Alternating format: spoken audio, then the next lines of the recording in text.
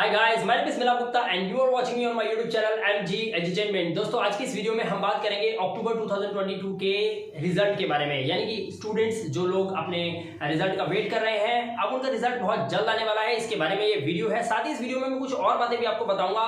वो स्टूडेंट जिनका पेपर ठीक नहीं हुए, जिनको डाउट है कि उनका रिजल्ट ना जाने कैसा आने वाला है, उसके बारे में भी इस वीडियो में बात करेंगे कि कैसे वो अपना साल बचा सकते हैं मात्र 1 से 1.5 महीने के अंदर अंदर। जी हाँ दोस्तों, इसके लिए आपको 1 साल वेट करने की जरूरत नहीं है। वीडियो को पूरा ध्यान से देखिएगा और समझने की भी कोशिश कीजिए कि किस तरह से आप अपने साल को बचा सकते हैं। बस आपको ये वीडियो सही से समझ में आ जानी चाहिए, आप अपना साल बड़े आराम से बचा लेंगे। साथ ही यहाँ पर हम बात करेंगे कि आपका रिजल्ट का जो डेट है वो फाइनली क्या है और आपका पासिंग क्राइटेरिया क्या रहेगा, इस बारे में भी इस वीडियो में हम बात करेंगे। और अगर आपके रिजल्ट में SYC, SYCT, SYCP, PF आता है तो इसका मतलब क्या होता है, क्योंकि कई ऐसे स्टूडेंट्स हैं जिन्होंने NIMS बोर्ड में फर्स्ट टाइम एडमिशन लिया है या फिर एडमिशन पहले भी लिया था लेकिन उनको अभी सही से नहीं पता कि इनका एक्चुअली मीनिंग क्या होता है। अगर आपके रिजल्ट में ये सब चीजें शो होती हैं तो इनका मतलब क्या होता है, ये सब मैं इस वीडियो में आपको बताने वाला हूं। और साथ में ऑन डिमांड एग्जाम के बारे में भी बताऊंगा कि किस तरह से आप ऑन डिमांड एग्जाम के अंदर बैठकर अपना साल बचा सकते हैं।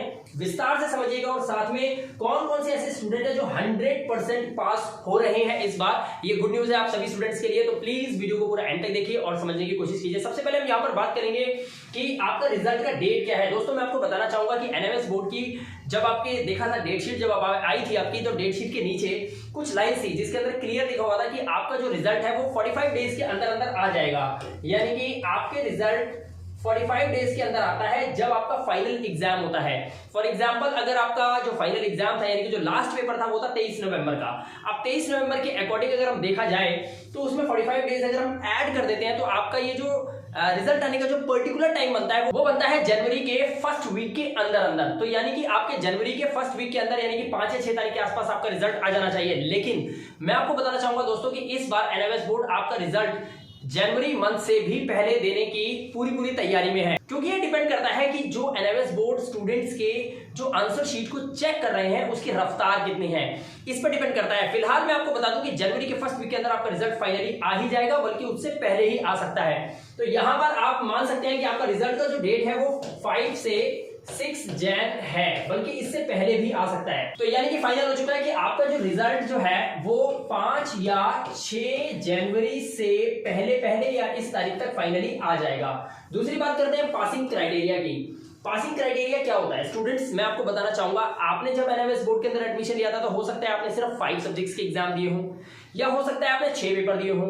ऐसा भी हो सकता है कि आपने 7 एग्जाम दिए हो यानी कि 7 पेपर दिए हों।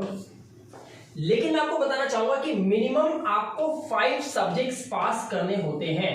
अगर आपके 5 सब्जेक्ट्स पास हैं तो आप पास माने जाते हो, अदरवाइज आप पास नहीं होंगे। अगर मान लीजिए आप 2 या 3 सब्जेक्ट में रह जाते हैं, सिर्फ 4 सब्जेक्ट आपने पास करे हैं, तो आपका रिजल्ट पास नहीं माना जाएगा। तो आपको यह बात समझ लेनी चाहिए कि पासिंग क्राइटेरिया के लिए कम से कम 5 सब्जेक्ट आपके पास होने बहुत जरूरी है, तभी आपका रिजल्ट पास में माना जाता है। अदरवाइज आपके रिजल्ट में क्या आता है, X ये लिखा आ जाता है। ठीक है, इसके बारे में हम विस्तार से भी बताएंगे। साथ में मैं आपको बताना चाहूंगा कि अगर ये आता है, क्या आता है, SYC, SYCT, SYCP, P और F, तो इसका मतलब क्या होता है, बड़े ध्यान से समझने की कोशिश करिएगा। मान लीजिए आपका रिजल्ट आता है, रिजल्ट में आता है SYC, तो सबसे पहले आपको यहां पर समझना होगा। ये देखिए, ये एक मार्कशीट है किसी स्टूडेंट की, मैं आपको समझाने के लिए यहां पर दिखा रहा हूं। यहां पर देख सकते हैं, यहां पर है थ्योरी, यहां पर है प्रैक्टिकल, यहां पर TMA के मार्क्स हैं और यहां पर टोटल बताया गया है और रिजल्ट क्या रहेगा वो आपको यहां पर समझाया गया है। आप देख सकते हैं यहां पर ये सारी चीजें यहां पर मेंशन है।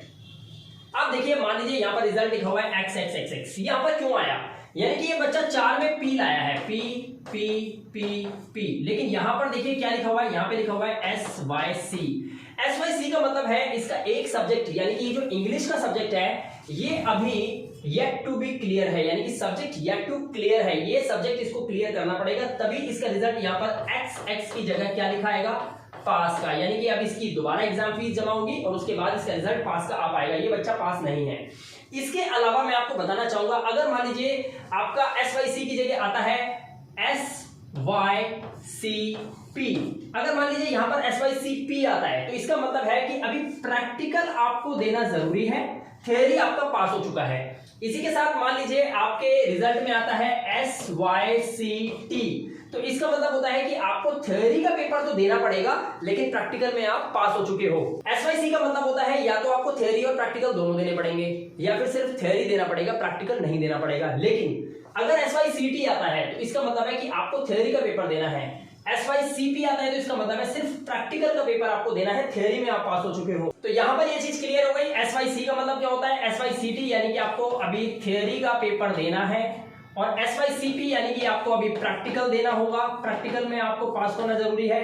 अगर मान लीजिए P लिखा हुआ है तो इसका मतलब है आपको सब्जेक्ट में पास है, जैसे कि मैंने अभी मार्कशीट आपको दिखाई थी। जिन सब्जेक्ट्स के आगे P लिखा हुआ है यानी कि इसमें बच्चा ये पास है। और अधिकतर F लिखा आता ही नहीं है। बच्चे सोचते हैं कि F का मतलब है फेल होगा या पास होगा, पता नहीं क्या होगा, ऐसा कुछ भी नहीं है। आपके रिजल्ट में SYC, SYCT, SYCP या फिर P ये सभी जनरली आते हैं, तो आप ये समझ सकते हैं कि आपका रिजल्ट जो है वो अभी अधूरा है। अगर आपके रिजल्ट में यहां पर आप देख सकते हैं, यहां पर अगर पास नहीं लिखा हुआ है तो राइट। तो अब ऐसी कंडीशन में काफी सारे ऐसे स्टूडेंट्स हैं जो इस वीडियो को देख रहे हैं और उनको पूरा पता है कि उनके कुछ सब्जेक्ट्स ऐसे हैं जिनमें वो सही से पेपर नहीं करके आ पाए। तो दोस्तों यहां पर बिल्कुल भी घबराने की जरूरत नहीं है। आप कॉल करके पूछ रहे हैं कि सर ऑन डिमांड में फॉर्म भर दे अभी हम, बेटे मैं आपको बताना चाहूंगा, पहले आपका रिजल्ट आएगा। रिजल्ट आने के कम से कम 5 दिन के बाद या फिर आप मान लीजिए 4 से 5 दिन के बाद आप क्या कर सकते हैं, आप ऑन डिमांड के लिए प्रिपेयर कर सकते हैं खुद को। आप चाहें तो अभी तैयारी करना शुरू कर सकते हैं, क्योंकि आपको पता है आपके कौन सा ऐसा सब्जेक्ट है जिसमें आप पास ना हो पाएंगे। एक स्टूडेंट को पता होता है जब वो अपने पेपर को करके आता है। तो अगर आपको किसी सब्जेक्ट में डाउट है तो आप उसकी तैयारी करना शुरू कर सकते हैं। जैसे ही आपका रिजल्ट आएगा उसके 3 से 4 या 5 दिन के अंदर अंदर आप चाहो तो ऑन डिमांड के लिए फॉर्म फिलअप करके उस पर्टिकुलर सब्जेक्ट की तैयारी करके उसका एग्जाम देकर मात्र 1 से 1.5 महीने के अंदर अंदर आप अपना क्या कर सकते हैं, 1 से 1.5 महीने के अंदर आप अपना साल बचा सकते हैं और आपका रिजल्ट आ जाएगा पास का। तो आप ऑन डिमांड में बैठ सकते हैं, ऑन डिमांड में बैठकर आप अपना साल बचा सकते हैं। बट अपना रिजल्ट आने दीजिए, और रिजल्ट आने के बाद 3 से 4 दिन के बाद आप ऑन डिमांड के लिए फीस पे करके और अपनी सीट बुक करवा सकते हैं। अगर आपको सीट बुक करवानी है, नीचे कॉन्टैक्ट नंबर है, ये मेरा कॉन्टैक्ट नंबर है, इस पे कॉन्टैक्ट कीजिए, हमारी टीम से संपर्क कीजिए और कॉल भी कर सकते हैं और अपनी सीट बुक करने के लिए अप्लाई भी कर सकते हैं। इस नंबर को अपने मोबाइल फोन में सेव करके रखिए। जैसे ही आपका रिजल्ट आता है हम लोग हेल्प करेंगे आपको किस तरह से आप ऑन डिमांड पर अपनी सीट फटाफट बुक कर सकते हैं। नंबर को सेव कर लीजिए, व्हाट्सएप पे हेलो लिख दीजिए, हम आपको एक व्हाट्सएप ग्रुप में ऐड कर देंगे, वहां पर आपको पूरी जानकारी मिलती रहेगी। इसी के साथ मैं बताना चाहूंगा how to save your year on demand exam. तो यहां पर मैंने आपको ऑलरेडी बता दिया है कि 4 से 5 दिन, रिजल्ट आने के 3 से 4 दिन या 5 दिन के अंदर अंदर आप चाहो तो ऑन डिमांड के लिए सीट बुक कर सकते हैं और अपना साल बचा सकते हैं। ये आपका साल बच जाएगा अगर आपने इस तरह से प्रिपरेशन कर ली तो यहां पर आपको समझना है कि आपका साल बचाने के लिए आपको क्या करना है, ऑन डिमांड में बैठना है, अपनी सीट बुक करनी है और उसका प्रॉपर तरीके से पेपर देना है, आप अपना साल बचा लेंगे।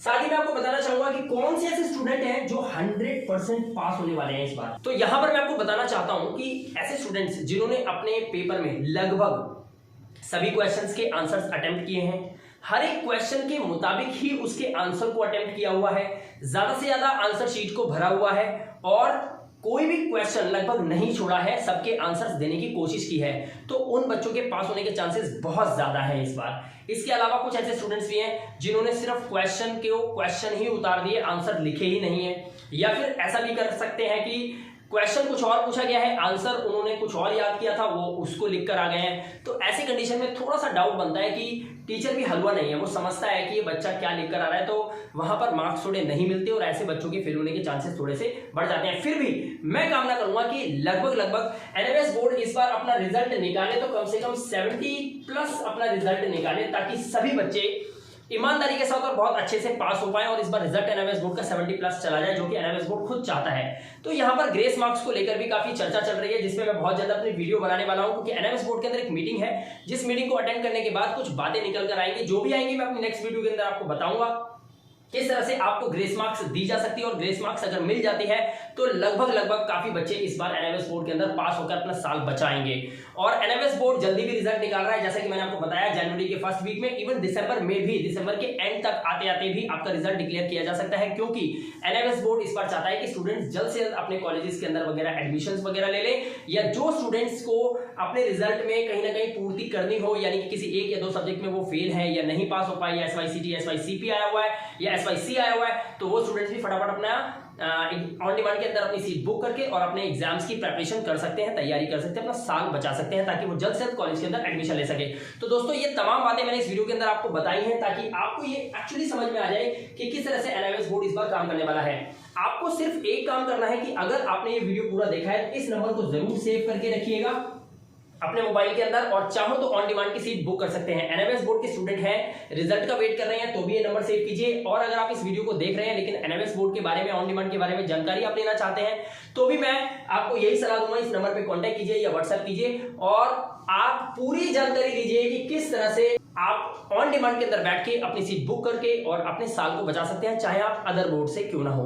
तो दोस्तों इस वीडियो में इतना ही। चैनल पे पहली बार आए हो तो सब्सक्राइब जरूर कीजिएगा और वीडियो को ज्यादा से ज्यादा लाइक कीजिए, अपने दोस्तों के साथ ग्रुप के अंदर, व्हाट्सएप ग्रुप में या हर जगह शेयर कर सकते हैं। साथ ही मेरी एक नेक्स्ट वीडियो आने वाली है जिसमें मैं आपको बताऊंगा कि ग्रेस मार्किंग एनआईएस बोर्ड इस बार स्टूडेंट्स को किस तरह से दे रहा है, दे भी रहा है या नहीं दे रहा है, ये सभी बातें मैं आपको बताऊंगा अपनी नेक्स्ट वीडियो के अंदर। और आपके रिजल्ट में किस तरह से कितने परसेंटेज से 10th क्लास के या 12th क्लास के बच्चे इस बार पास होने वाले हैं, सभी मैं नेक्स्ट वीडियो के अंदर आपको बताने वाला हूं। जैसे ही ये मीटिंग खत्म होगी उसके बाद इंफॉर्मेशन आते ही मैं ये वीडियो आपके साथ शेयर जरूर करूंगा। तो चैनल में पहली बार आए हो तो सब्सक्राइब जरूर करके रखिएगा और बगल वाली बेल आइकन बटन को भी प्रेस कर लीजिएगा ताकि नोटिफिकेशन आपको उस वीडियो को जरूर आपके मोबाइल फोन पे मिल जाए। मैं मिला गुप्ता, मिलूंगा आपसे नेक्स्ट वीडियो में। Till then good bye.